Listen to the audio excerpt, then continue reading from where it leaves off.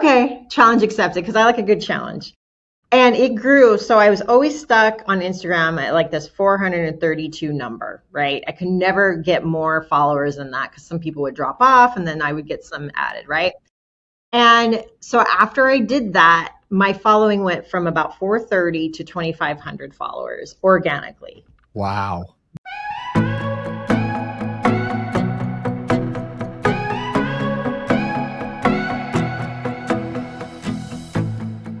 Welcome to Real Life in Real Estate. I'm Mark Peebles, here to help you live your best life and achieve ultimate success. And today we have a phenomenal guest. I tell you what, I wish I could take her energy and put it in a little ball and like take it as a pill, because I would be able to get so much more accomplished. She does so many things and is just a ton of fun to know. And so I think you're going to learn a lot from her today. You're definitely going to want to follow her after today. And she's going to keep you totally entertained, and you're going to learn a lot of great things from her. Billie Parrott, welcome to Real Life in Real Estate. Well, thanks for having me. And can you just come along with me everywhere I go and do that introduction? Yeah, I'll be your hype man. I'll get everyone hyped up for when you come on stage. So I love it. Actually, I'm way cooler than I really am in the real. No, actually, Billie, I've met you in real life, and you are very cool, and you're very fun, and you do have so much energy, and you bring that energy into every space that you come into. One of the things I love, and I'm just going to tell the little side story. We were at a conference together recently, and at that conference, there were two of us who were 6'7". I know every time I say that, like my height has become a thing. And we took a picture of Billie that like cuts off our faces and just has Billie in between us. Yeah, I'll post that. Maybe we'll have to post that as I part of the need show. that picture. I was going to actually ask you for that picture. I was like, I need to send it to you. I'll send it to you. So, well, Billie, I'm really excited about this conversation because, one, you are like the content queen. You do social media better than almost anyone that I have ever seen. And you are, you're a brokerage owner, you're a real estate, agent helping clients, but then you're also out teaching the rest of the world how to do it better and how to do social media better. And so there's so many topics that we can talk about, but I do want to start with this. How did we get to this point? How did you get into real estate, and what has been the course of your career? oh man. So I've been in real estate for 17 years, which I was like, holy cow, 17 years. That I feel old, but so 17 years ago, I was working for a classified paper here in Billings and selling advertising, right? And selling to probably the hardest client that you can negotiate with, which is car salesmen, right?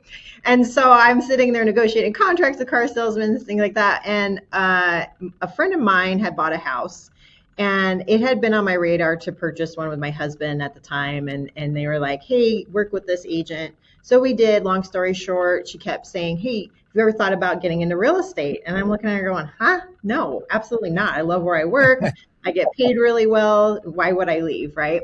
And so a couple of years later, things had changed with our corporation, and I just was not enjoying it anymore. So I really started looking into the real estate, met with her broker, which was at Century 21 at the time. And 17 years later, here I am. And I just opened up my own brokerage last year, which was scary, but I did it. I jumped off the cliff, and I'm glad I did. Well, not only did you open your own brokerage last year, weren't you also the president of your association? Yeah, that was also a long leadership journey to get there. But, starting with YPN first, I really learned leadership. I graduated from NAR Leadership Academy as well as our state leadership academy, and then finally got elected to be our president last year. So learned a lot. That is awesome. So let's talk about the NAR for just a couple of minutes. I don't want to spend a lot of time on it because I think there's bigger fish to fry with you, so to say. But I'm curious because you've been a little bit on the inside. You've worked your way up in leadership and grown in leadership inside of, the realtor associations, and then I know you speak for NAR and travel across the country speaking to realtors. Talk to me about, from your perspective, the value of the National Association of Realtors to us as agents. Oh, that's a good question. Yeah, 'cause I know that there's been a lot of that. Like, why do I pay these dues? Why am I part of NAR?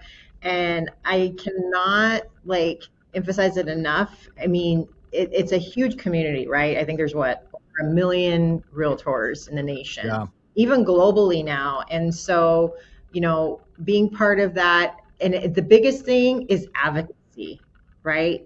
We are constantly advocating on the Hill, to protect property rights, things like the 1031 exchange, flood insurance, all of that. Keeping our jobs, as essential workers during COVID was a huge thing. All of that, what happened with the VA buyers, with the new brokerage forms, protecting them. So there's so much that goes on within the organization that protects us and protects our industry, honestly. If we didn't have NAR, we may not have the jobs that we have, because they truly protect that for us. So, yeah, and I can't agree with you more. In fact, after the settlement and everything went into effect August 17th, 2024, a day that I'll never forget. That's actually my wedding anniversary. So I can't forget that. No, but really, when you look at everything that NAR did up to that point, I mean, a lot of people were mad about the settlement, but really, everything that the NAR did to step up and provide support to us and actually give us even more resources, I think has been pretty incredible. So I think that's well said. And the advocacy is important. And quick question, because I'm curious what your thoughts are. Right now, we are dealing with, giant brokerage who is having big influence on the industry right now, trying to take us to a national MLS, doing away with clear cooperation, or trying to do away with clear cooperation that the NAR had put into effect. What are your thoughts on all this, especially as a small brokerage owner, which I would fall into that category as well? What are your thoughts on everything going on in the industry and how the NAR is playing a part in that? Yeah, so I mean, I'm a believer of clear cooperation. I don't know what your thoughts are on it, but the reason why that I Me too. Me yeah, too. yeah, because it's a huge benefit for the seller and the buyer, right? Because if you are gatekeeping these listings just to sell it within your brokerage or whatnot, you're not doing a service to your seller, who could be out there on the full range market, right? And could possibly get even more than what they're listing for. So, I mean, as far as that goes, I mean, I get where they're coming from, but I also feel that it's important that we keep that, data. We're a non-disclosure state here in Montana, and we are very adamant about keeping that secure. Right. And so that's kind of where I'm at. But In regards, just to clarify that, as a non-disclosure state, because I'm not in a non-disclosure state, that means that you do not publish sales to the public, correct? yeah, the sold data is not put out there at all. So that MLS data that we value so much as agents is even more important to you in Montana. Absolutely. Yeah. We hold that tight. Yeah, absolutely. Absolutely. I think you made great points on that. And I think I'm fully in agreement with you.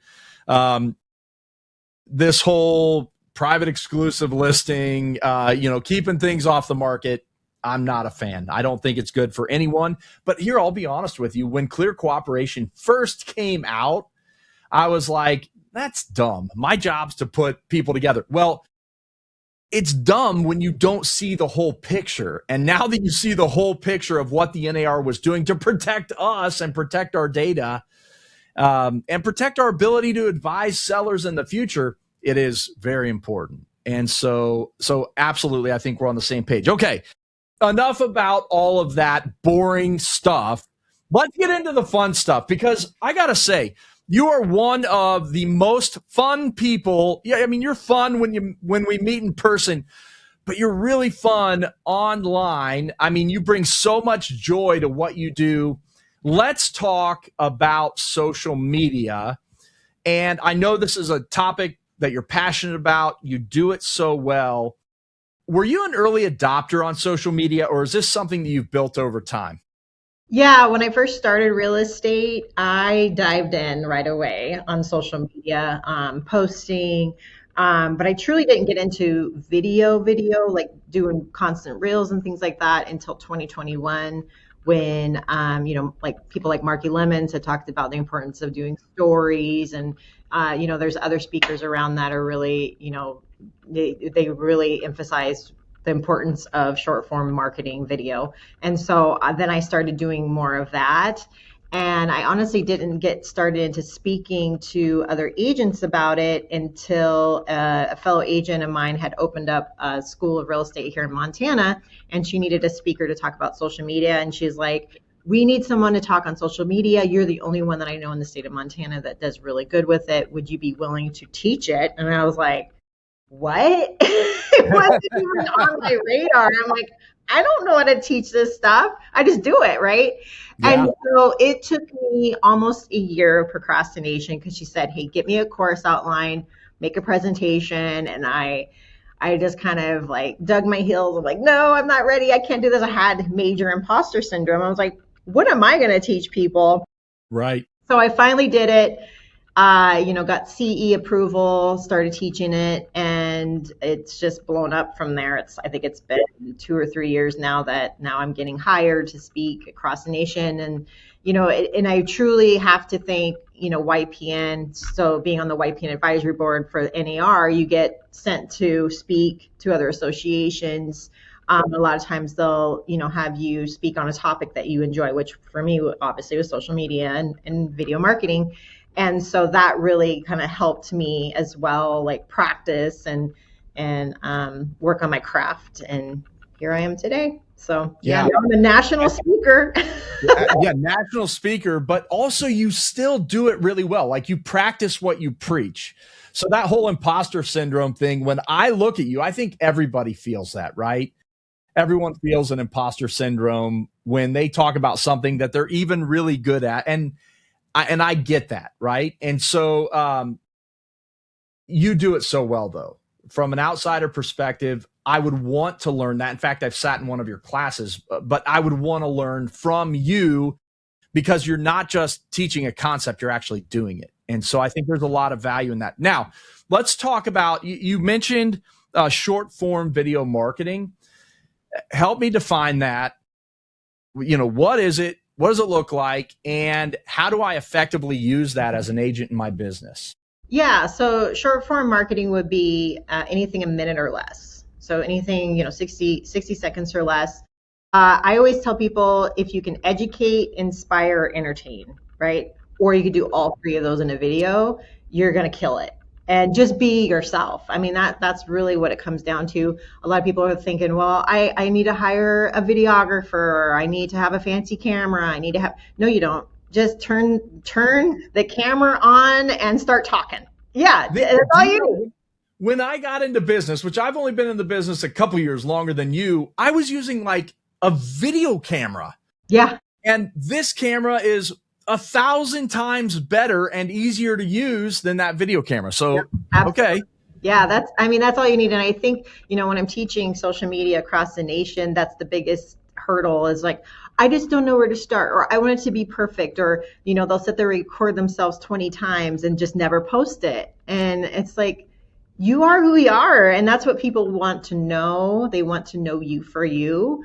And you may not be for everyone else, and that's okay. Right? Just like you don't want to, as an agent, you don't want to work with everybody. You might get somebody that's just a Debbie Downer, and you're just like, you know what, this is not worth my time. So you just got to be you, and you will attract your tribe, basically, and you attract your audience. Okay. So short form, less than a minute. Mm-hmm.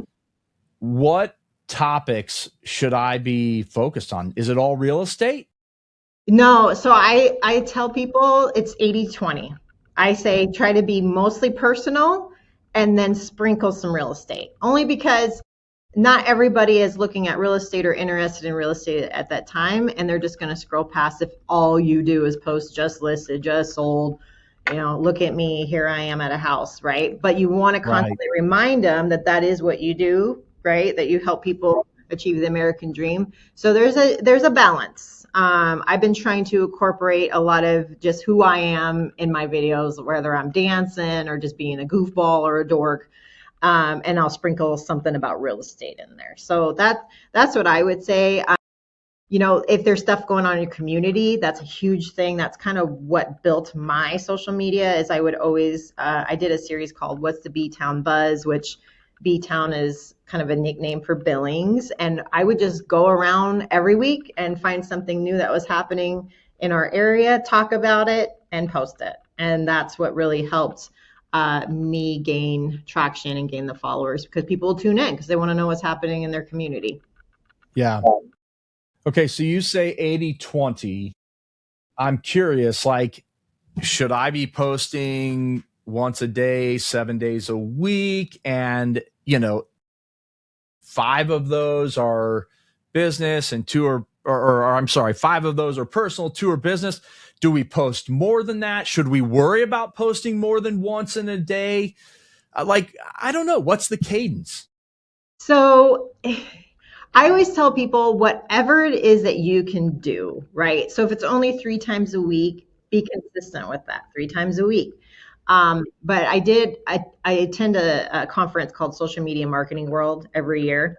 And it's just strictly all about social media marketing. It's not about real estate, but obviously you can incorporate that. And, we just had Brock Johnson, which he's a huge Instagram expert.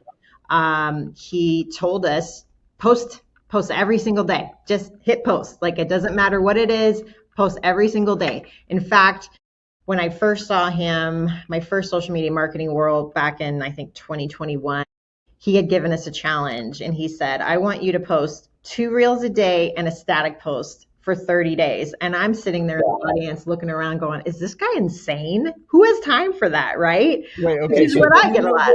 So we're talking 90 posts in 30 days. Yeah, Did you do it? I did. I What did. happened? I What sat happened? there and I said, okay, challenge accepted, because I like a good challenge. And it grew. So I was always stuck on Instagram at like this 432 number, right? I could never get more followers than that because some people would drop off and then I would get some added, right? And so after I did that, my following went from about 430 to 2,500 followers organically. Wow. Yeah. So he knew what he was Organically. talking about. Yep. So yeah. Um, So sometimes you just got to do it and, step outside your box. so here's a funny thing. I'm actually searching you on because I see you on Facebook. Mhm. Wow. So you're up to 5,641 followers. And I have to guess that's all organic past that initial 400.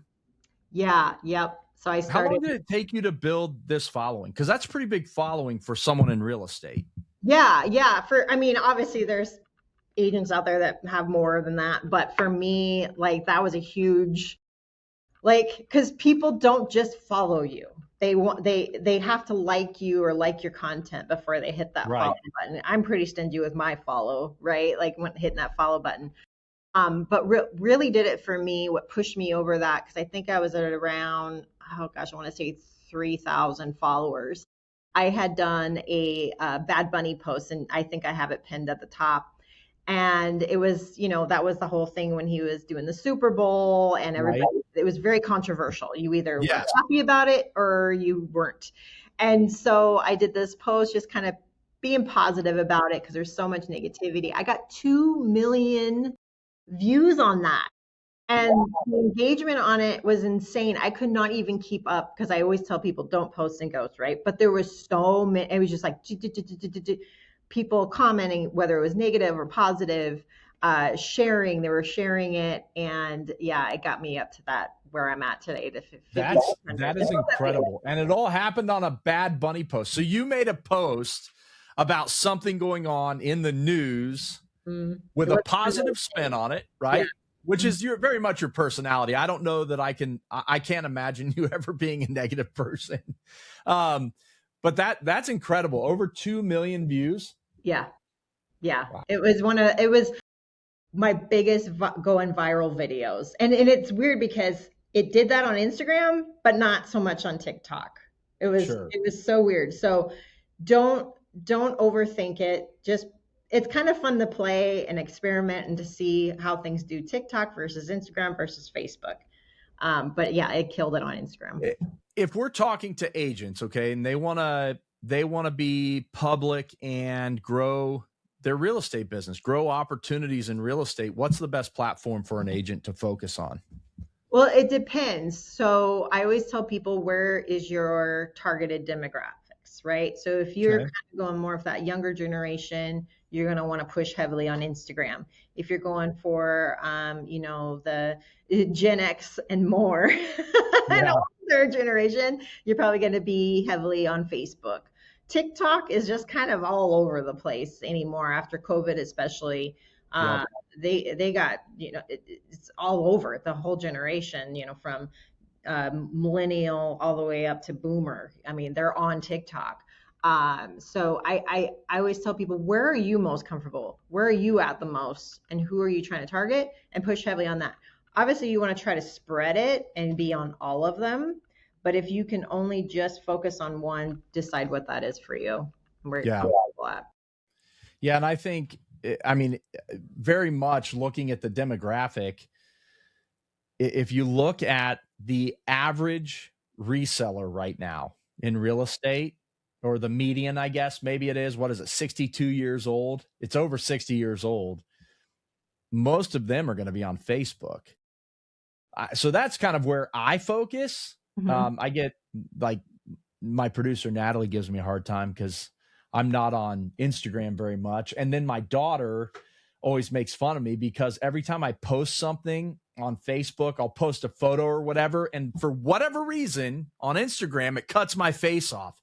Probably Because it's the format, yeah. yeah, probably because I'm, whatever. I just say, well, I'm 6'7", and because of that, it cuts me off. I can't help it. So actually, if I posted my picture with you, to my Facebook page, it would probably show me from here and the top of your head down. I don't know. Yeah, I Anyway, probably would. after we get off here today to promo this episode, I'm going to post that picture. Yes. I'm going to tag you in it. Yes. Okay. Stories. Are stories important on the Meta platforms? Are stories important? Do I need to be doing stories? Is there value in that? Yeah, I tell people, try to post at least 5 stories a day.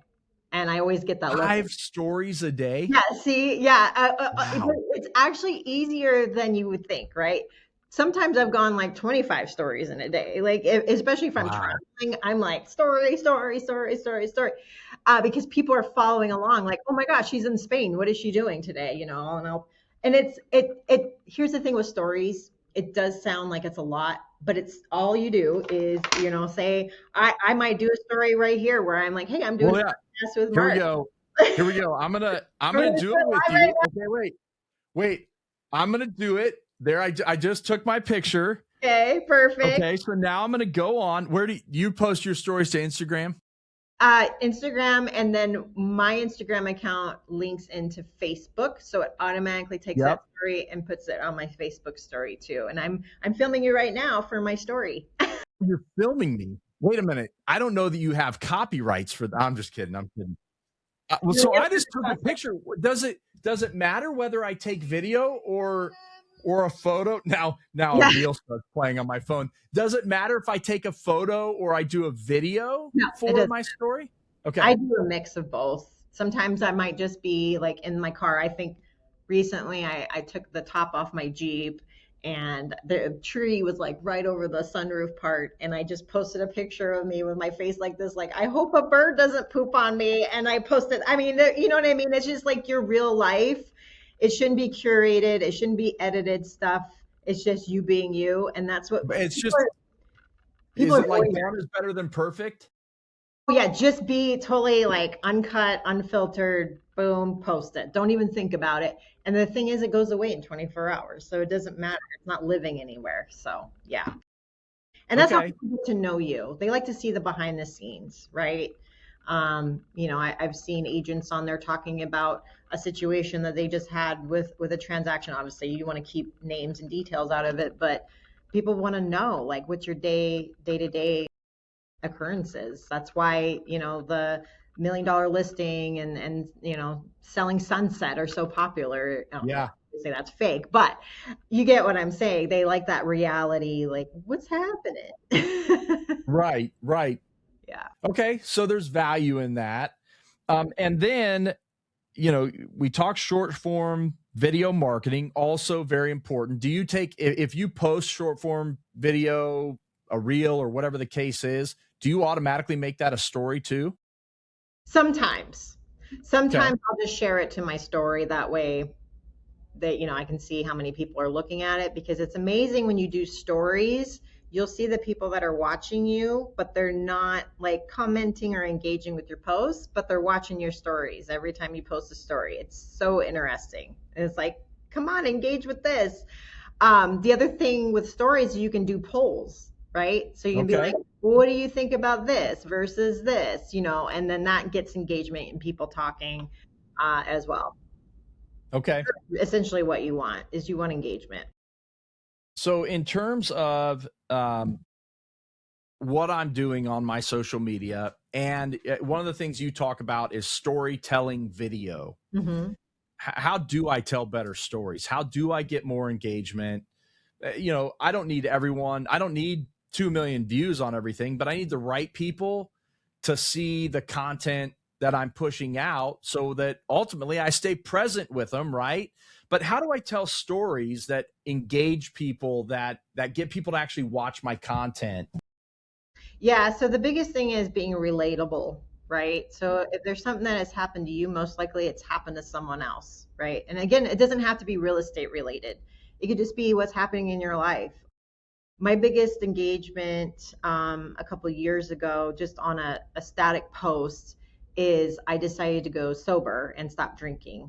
Mm. And I posted about it and said, this is the reasons why, and I was being very, very vulnerable, which a lot of people are scared to do, but I was. And the amount of DMs, text messages, phone calls, comments was insane. It was either people thinking about it, they thought about it, or, they would tell me how they had somebody in their life, pass away because, they drank too much, or people deciding, well, I noticed that my mood is horrible and I feel like crap because I drink. You know what I mean? There's just like so many stories they were sharing with me because I shared my story with them. Right. So things like that. Yeah. Sometimes you being vulnerable gives someone else platform Mm-hmm. to be vulnerable. Right. Right. So congratulations on that, by the way. Thanks. So that is a pretty awesome thing, and I do recognize that. So what else? What else am I missing when it comes to my social media plan? Mm-hmm. Yeah, and you said the words plan, right? So especially for people that don't know where to start, don't know what to do, I do always do like a little challenge at the end of my presentations, and I give them something to walk away with. One of them was, you post once a day, and it's kind of like, parallel to what Brock said, but I'm not going to make you do two reels and then one post a day. Just try it for 30 days, one post a day. That could be a video, a carousel, a picture, whatever that is. But doing it once a day for 30 days, try to go live at least twice a month, right? And then do Doing those live sessions. It could be anything. So, especially if you're in real estate, a lot of times if I have a listing that's just hitting the market, I will do a live tour, and Okay. I'll just go around the house and say, "Hey, here's a live tour. This listing's coming on today, whatever that is, give them some information." I mean, I think that live only lasts like 10 minutes. I kind of took a hiatus because I did it for several years. I got a little burnt out, but I did a coffee chat live every Friday I would have, a business owner or somebody doing something in the community, whatever that was, sit down, kind of like what we're doing, sit down in my office. We would just chit chat over coffee. And that's why I called it coffee chat. Like we're just having Yeah. a conversation. And I would go live with that. And that got a lot of traction as well. So whatever that is, live, I think it basically is just getting comfortable, hitting that live button and not being scared of what's going to happen. Because I think a lot of people are like, what if I say the wrong thing? Or what if this happens? Well, that's why people tune in. They want to see like, Yeah. oh, live, like, oh. So yeah, I would say try that, start there for 30 At days. least twice a month. Yep. And I interrupted you because I wanted to dig into live. So once a day for 30 days, live twice a month, and then you were going to add one thing. Yeah, and then 5 stories a day. 5 stories. Mm-hmm. Okay. Mm-hmm. Yep, and that could be, again, you can choose your poison. If you want to just start on Instagram or Facebook, even LinkedIn. A lot of people kind of forget about LinkedIn, but that is actually a really beneficial thing for real estate agents because that's your business owner. Yeah, and just start there and see what happens and report back to me. Okay. Well, here's the thing. So I go back probably about a year and a half ago or so. I had a guest who was talking about social media that challenged me to do 90 days of posting. Mm-hmm. And I did it. I think I hit like 85 of the 90 days. I was pretty dang close to hitting all of them. And I was supposed to be doing business posts, and it turned into me just doing like funny videos. And so, but here's a crazy thing. I would walk into church and I would have like, I don't know why, all the old ladies like swooning, like, oh, you're so funny, right? But the crazy thing was that people were seeing it. Mm-hmm. Whereas no one's ever talked about my social media. And you're so, what you're telling us is so valuable, because if you just do it consistently, it's amazing how many times you're going to start hearing from people, oh, I see you all the time, right? Yeah, and I tell people this all the time, don't get so caught up at looking at the views and the likes, right? Because here's the thing, people are watching, but they're not hitting that like button.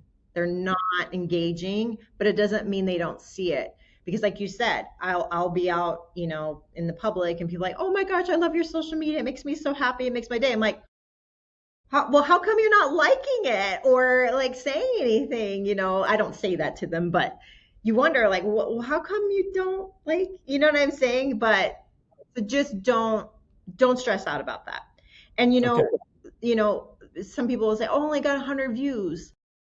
You put a room with 100 people in there looking at you, like, you know what I mean? That's a lot of people. That is actually a really good point, because I get discouraged with that. Yeah. I only get 100 views, and then another one I get 2,000, and I get discouraged with the 100 views. But wow, what a way to think about that. Yeah, and think about it. If you didn't post that post, it'd be 0 people. Yeah, hundreds are better than 0. 100 views on a post day after day after day turns into hundreds of people seeing you over the next week, right? Yeah. Mm-hmm. Yeah, that's good. Yeah. Okay, so I want to talk about the tools of this social media trade. Obviously, we talked about your first most valuable tool is just your phone on your or camera on your phone. Actually, I did just say it, your phone on your camera. Right? But what are the tools of the trade? Like, one of the things that I see that you do really well is these different engaging videos where you have a drone that's following you. Like, tell me about your tools. Yeah. So Jerry the drone, I've given him a name because he has you named him. He's just a little selfie drone. It's called the Hover X1. You can buy it now at Costco, Amazon, and he is about really, how much do those run? Oh gosh, I recently, because I thought about upgrading, the ones at Costco right now are running about $800, but that's the new one that can do way more than what mine can do. Mine's like the basic of the basic, and I think mine was 300 or so when I purchased it. Okay. But it was the best investment I have ever made. because before that I was hiring my son at $20 an hour to come follow me and do videos, and the entire time he's complaining, "Mom, are we done yet? This is boring, blah blah blah." When I saw this drone, I was like, yes, bought it, didn't even think about it, and I take him everywhere. I take him on all my speaking engagements. I take him anytime I travel. I use him a lot, and it just makes it a lot easier to film different type of content, especially like I'm a runner. When I'm running on the beach or I'm running in a cool area, I'm taking him out with me. And he's not always, following directions. Sometimes I'm like, "Hey, look at me," and he'll catch somebody else like, "Oh, I like them better," so he'll start following them, and then they get freaked out, like, "What is this thing doing? It's following us." That is funny. Yeah, that would probably freak me out if all of a sudden I've got a drone in my face. Now, is it one of those things where you set it up initially? Because like I've seen the ones where you'll be running Mhm. and see you running and the drone footage is happening from behind you. Obviously, you're not standing there controlling it on your phone. Do you just set it up once and then put it up? How does that work? Yeah, so it's a selfie drone is what they call it. And so there's an app that goes on your phone, and there's buttons on the drone that you can decide whether it follows you, orbits around you. It could do bird's eye. It could do it where it's doing this way and you're running towards it and it's filming it. There's all sorts of different, options on there. So that particular one was follow, and I just click it and it starts following me. Wow, that's cool. Yeah, it's pretty fun. Okay, so obviously not everyone needs a drone, but what are the other tools of the trade for you that you're using? Microphones or selfie sticks? What are the things that you carry with you to do your social media? So having a tripod is helpful, especially like if you don't want to depend on someone filming you, which I've taken my tripod everywhere I go also. And I'll just set it up in the middle of something, put my phone on it and film and do that because I don't like to depend on people. So I would say just a decent tripod. I mean, I think I paid $30 for mine. You get them on Amazon. Little mics, little lavalier mics for good sound, because sometimes if you're in a spot where there's a lot of noise, we want to be able to hear you, because people will watch bad video but they won't watch it with bad audio. Right. So, and again, those are like the cheapest ones are $30 on Amazon. So just starting there. But again, even if you don't have a tripod or a microphone, still start, right? Because again, all you need is this, hit the red button and record and start there. Like, again, I need all this stuff first before. No, just do it now. You got what you need already. Okay. Now, I somehow want to tie this in. One of the things that you and I talked about before we got on was the fact that we both have done drama. Mm-hmm. We don't have a lot of drama in our lives, hopefully, but you've done performance, right? I did performance growing up. So we naturally have a lot of experience in front of people. You're a national speaker. You're talking in front of people all the time. So you have an advantage, right? We have an advantage to this being good on camera or comfortable on camera. How does someone that is saying, okay, I'm hearing you, Billie, I need to do more social media posting, I need to create more videos, but I hate my voice and I hate how I look on camera. Like, how do you get over that? How do you get better and more comfortable, I should say, in front of the camera?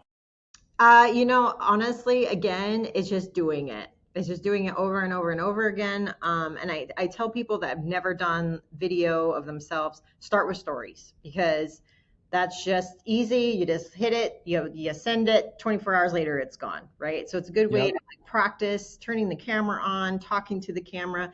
And I always tell people, when you're filming yourself, maybe doing a talking head video, just act like you're talking to your friends. Like, your friends are your audience, right?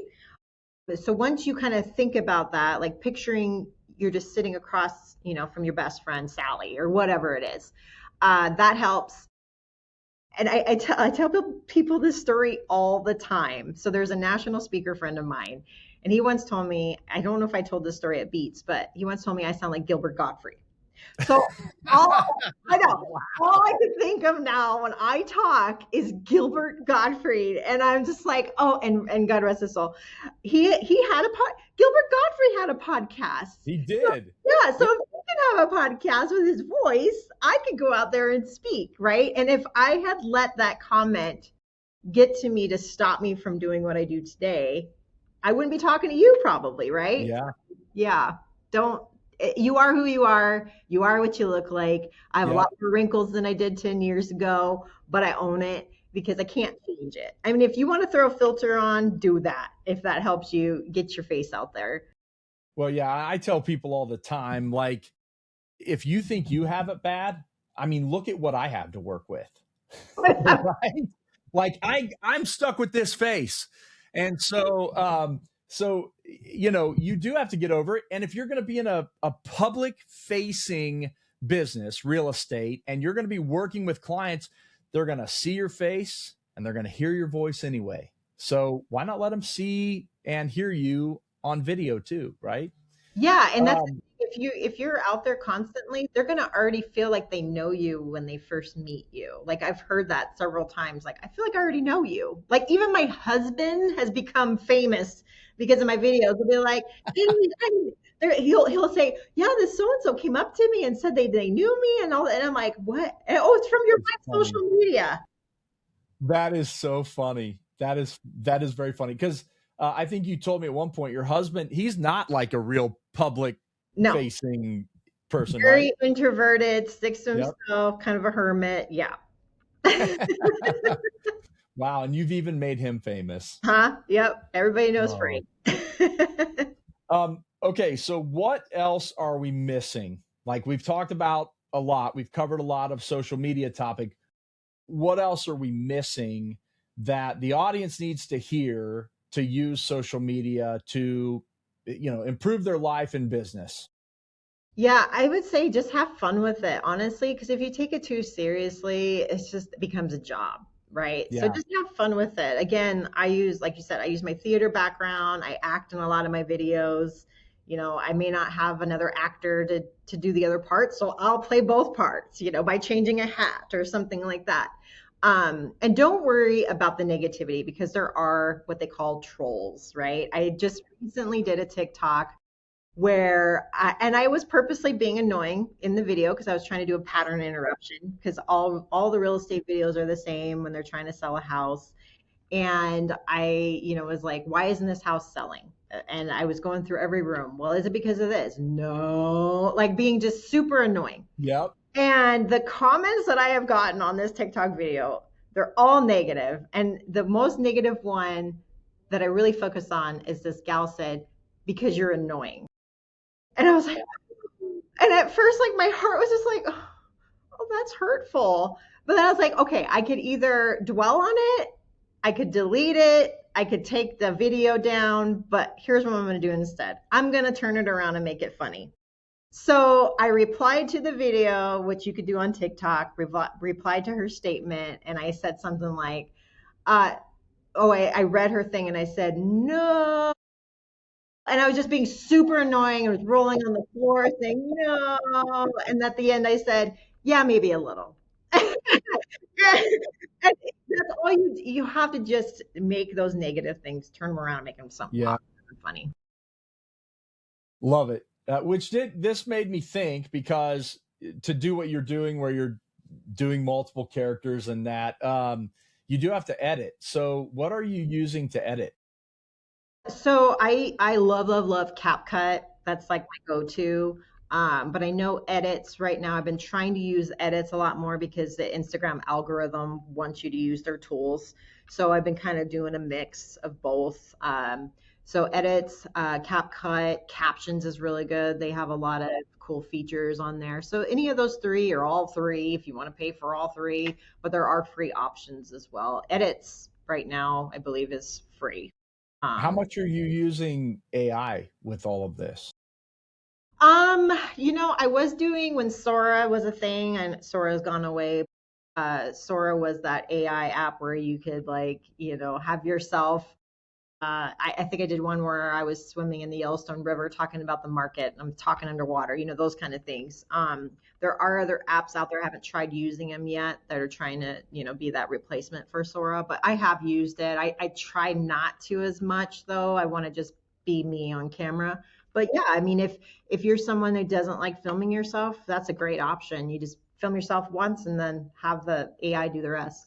Yeah, and it could make you look, for me, it could make me look wildly handsome and give me bigger muscles and, all of that, right? Make me look like, like a famous Michelle Pfeiffer or something. No. Yeah, right, right. Well, I could see that. That you're, yeah, I mean, you're already in that, Yeah. leaning that direction. I get Blake Shelton. That's the one that I get, especially when I'm, when I have my beard a little fuller and when it wasn't so gray. I mean, it's gotten a lot more gray We're here in the all last getting couple of years. there. Yes. Yeah, that's right. We're working on it. We're working on it. But that's what makes us good speakers, right? Because people need our wisdom That's right. or something like that. They need our experience. That's right. That's what it is. That's Yep. what it is. Okay. I think we've covered a lot of great topics. I know I've got a lot of notes. Good. I'm going to take your challenge. Yay! So I think I'm going to take the challenge and try to do the 3 a day and as many stories as I can get out. You said 5 stories a day. 5 stories a day. Okay.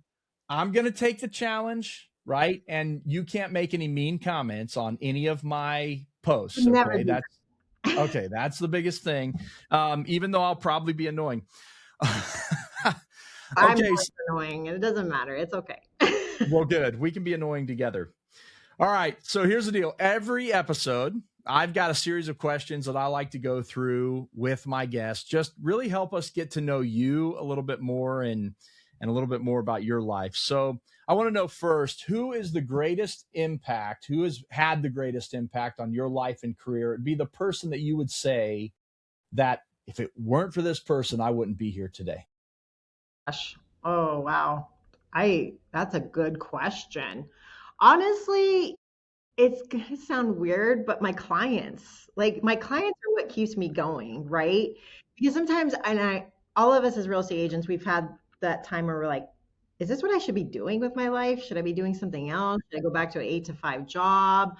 But when you're handing somebody the keys to maybe the first time they were buying a house, or they're making that big change in their life where they're going from their family home, all their kids have moved out and they're moving to a smaller condo. It's just that you're making this impact on someone's life is what has kept me going. I don't know if that makes sense, but that's No, it makes sense because it does have an impact on us. I mean, I just had a client last week where literally after the closing, he's walking out. I'm like, you did it, man. Congratulations. And 45, 46-year-old man teared up and was like, this is such a blessing to me, and it does. There is some impact that we do walk away a little bit different every time that happens. Yeah.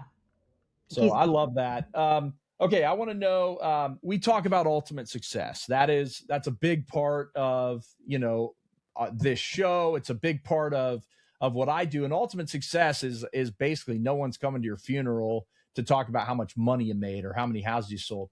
But I want to know, how would you define ultimate success for Billie Parrott? Oof. Honestly, for me, it's my kids, right? Oh, wow. Yeah. So I grew up kind of in a low income, hard upbringing, right? Like we were moving every 4 years. I'm a Navy brat. So I really didn't get to make those good, childhood relationships because I was always moving and starting over. And for me, it's nice to see like my youngest daughter, who is 13, she just graduated 8th grade. And she graduated with her childhood friends that she's known since she was little itty bitty, kindergarten. And for me, I was like, oh my gosh, like this is so cool to see. Like she still has these friends because we haven't had to move every 4 years. We're stable. We've lived in the same city. She got to grow up with these friends. And then my oldest daughter, Frankie, she, grew up. We were, low income when she was a kid. And so she Yep. didn't get all the things that my youngest gets now. And so she grew up low income and she made it. I mean, she worked hard. She got a full ride scholarship to the University of Chicago, graduated, got a job right away in New York. Now she's the vice president of the company and she's only 27. So for me, yeah. And so for me, I was just like, okay, like I can't take all the credit, but I was there to support her and her Yeah. dreams and, somehow made it help her make it happen. So that for me is just like a success story in Yeah. its, What a legacy. yeah. I love it. Yeah. I mean, I think we always want to leave the next generation better off than our generation Oh, was, right? That's absolutely. awesome. Yeah. What kind of work is she in? Finance. So Wow. yeah, Vice president at 27 in finance. crazy. Wall Street. That's She's all set. phenomenal. Yeah. Man, and you got to participate in that. That is so cool. I love it. So if you could go all the way back 17 years, your very first year in the business, what advice would you give yourself? You know, boundaries, right? Because when you're a new agent, you have no boundaries. You're just going out and trying to do as much as you can. But what I really missed out on is, my kids, softball game or whatever, Yeah. because I felt like, oh, if I don't go show this client, I'm going to lose them. And so I would miss out on some of those things. So I would tell if anybody's watching that's new to the business or thinking about it, you got to start those boundaries right away. Otherwise, the business is going to take over you. Yep. Well, and the follow-up question is there a life lesson that you learned the hard way that you wish someone had told you sooner? And that actually, that's one of the ones I had to learn. I wish you had told me when I started in this business. Yeah. Yeah. I think the biggest thing is just don't give up on yourself, right? With the speaking business that I've been doing, I could have easily let the imposter syndrome take over and never do it, never do that course outline and that presentation for that school, and I would have missed out on a huge opportunity if I let that get to me. So tell that imposter syndrome just like, hey, you know what? I hear you, but shut up. Yeah. Go away. I'm going to do it anyway. And if I fail, I fail, but at least I could say I tried, right? So just there's I don't know if you follow. There's this like base jumping TikTok account where people are they're kind of strapped to this guy that helps you jump off a cliff, right? Right. Or like parasailing or whatever it is.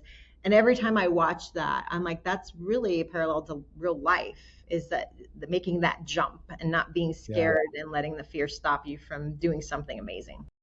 Well, and sometimes you need someone tied to you To to help you. help you make the jump. Yeah. And I really got to give it to, I won't name names, but there's a lot of national speakers that helped me get to where I'm at by being supportive. And, I can ask some questions like, hey, what do you think of this? What do you think of that? And I really do appreciate, the collaboration and advice. Yeah, we're all out here to help each other. I Yeah. think it's one of the philosophies that we talk about in our company, and I like to share with people a lot as an open hands philosophy. That if we live life with open hands, when someone needs something that I have that I can help them with, and I'm open handed with it, as opposed to closed handed, keeping it to myself. This is my trade secret, right?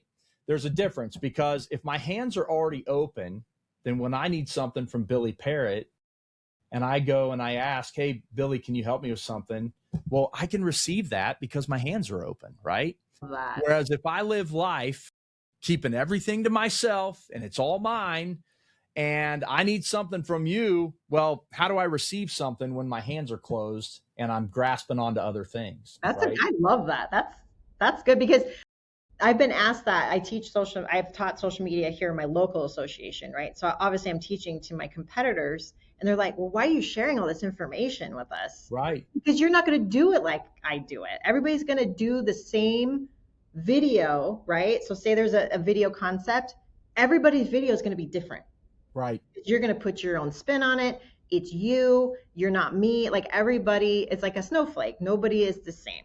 So it's Well, not. and one thing I don't think people realize there's enough business to go around. And if you took 100 people in your market and everyone did the exact same video, chances of a consumer out there somewhere, chances of someone else in the market seeing more than one or two or three of those videos are slim, because we forget that the world is actually a pretty darn big place. Yeah. And so, yeah, I mean, your thinking is so good on that. And that's how we need to be. We need to share with each other. We need to help each other. That's one thing I love, that as I've gotten more into speaking, is the speaking community has been so helpful. But then I look at what the NAR has done, and man, when you really get involved, around local associations and you're all with different companies, it's amazing how much people want to help each other. Absolutely. Yeah. You got a collaboration over competition all day long. Yep. Yeah. Love it. Okay. Last question I want to know specifically about you is, do you have a daily routine that you go through?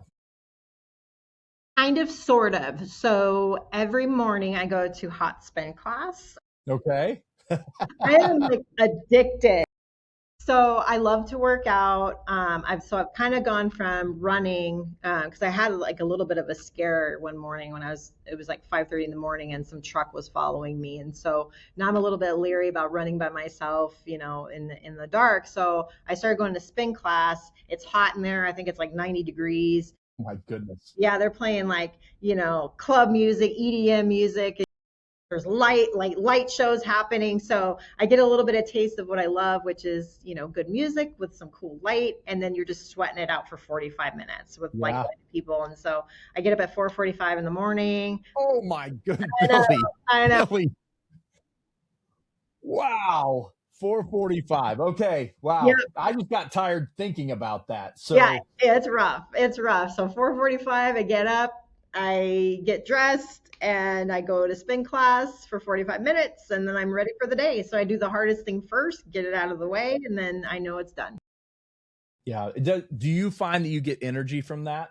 I do. Yeah. Yeah, for sure. Because you're in the class with a bunch of other people, the energy's there, so you're feeding off energy, and you feel good because I'm drenched. Like my hair is soaked, Yeah. what I'm wearing is soaked, and so I feel good, and I'm like, I got it done, so I don't have to worry about it the rest of the day. Yeah. So yeah. So then with social media, like building into routine, I mean, you are all over the place. Like I open up and the algorithms, probably have you pop up because I don't know, for whatever reason, I see your stuff all the time and it feels like you're so consistent. Do you have routine built into that? I don't have it like time blocked or anything because it's so ingrained in me now to post Yeah. something. Like sometimes I have to force myself to take a day off. Like, okay, Okay. Billy, you don't have to post today. Just take a day off. So because I always have content constantly. I don't have a content problem. I always have ideas. I'll be in the shower. I'm like, oh, I should do this, or I'll see somebody post something that's non-real estate related. I'm like, oh, I could turn that into a real estate. I just Yeah. posted one on I don't know if anybody's on TikTok, but there's the Apex scene from that movie is like huge. Oh yeah. So I turned it into a real estate related thing, and I had fun with it. I was laughing at I'm myself. gonna have to I'm gonna have to go find your Apex video. I did not see that I one, just but I posted. will go and find it. That movie was pretty wild That's what I've heard. I haven't to seen it. say the least. Yeah, it was a kind of crazy movie. So Let me know how I did. I tried yeah, my I'll go on and I'll check it out. I'll go on and I'll check it out. All right. So man, we've covered a lot. But probably most importantly, as we are finishing up here, is I want our audience to know where they can find you. So how do we find you on all of your platforms? Yeah, so most of them, Billy and B Town. So BILLIEINBTOWN. My Okay. TikTok is handled that way. Instagram, Facebook. I have my real estate, and then I have my personal. But my personal is where you're going to find the funner stuff, and that's just Billie Parrott. So yeah, Okay. and LinkedIn, of course, my name. And then, um, what about conferences that you're speaking at? You got some big conferences coming up that we can find you at this year? Yeah, so I got accepted to speak at Triple Play again this year, which I'm so Okay. excited about. I will also be teaching at the Florida Realtors Conference this year, which I'm really excited about too. Yeah, that's awesome. Yeah, and then RIA, and I think, oh, and then Virginia Realtors and Kansas Realtors. Those are all booked and confirmed. So that's where. No NAR this year? No, I didn't get chosen. I'm Son sad. of a gun. Why you have in the past, haven't you? No, not as a speaker. Oh, I thought you did NAR. Okay, so you've done big associations, and Triple Play that's one of the largest conferences in the country, isn't it? Yeah, and then I did Celebration recently, the RSA Yes. Celebration Conference. I did that one. But no, last year I just facilitated a roundtable at NAR, but it was like a foot in the door. So Yeah, we'll just keep trying every year. That one's a harder one to get for accepted. sure. I mean that. Yeah, all the big dogs are there. Yeah, So, I'm not a big dog yet. I'll get there one day. well, I'm a big dog. I'm just not a big dog in that arena. And by big dog, I mean I'm 6'7", and I'm an excessively large person, right? So, well, Billy, this has been a real joy, and I really appreciate you being on with me today. And for our audience, I want to remind you one, go find Billy, follow her, and just start learning. You can learn so much just by watching the content that she's pumping out. So, by all means, go and find Billy. If you're looking for other ways that you can grow your real estate business, one of the great ways to do that is through the 100 Days to 100K online course. You can find that at itsmarkpeebles.com. But in there, I'm going to teach you some important things about how to have a personal vision and discover purpose, and then how to manage two of your most valuable assets, your time and your relationship. So find that the 100 Days to 100K, part of the Ultimate Success framework. I gotta tell you that is a great way to grow your business. And then keep listening to the podcast. We've got Billy. She mentioned Marky Lemons Ryle, who's going to be a guest here in the next, I think, month or couple months. I'm looking over at my producer to ask her, but she is coming up, and let me tell you, she is a powerhouse in the industry, like Billy. And so we've got a lot of great guests coming up, a lot of exciting things that are happening with the show. So keep listening. Ultimately, this is just about helping you to live a better life. That's what we're here for. And I want you to achieve ultimate success. So thanks for being with us this week, and we'll see you again next week. Bye now.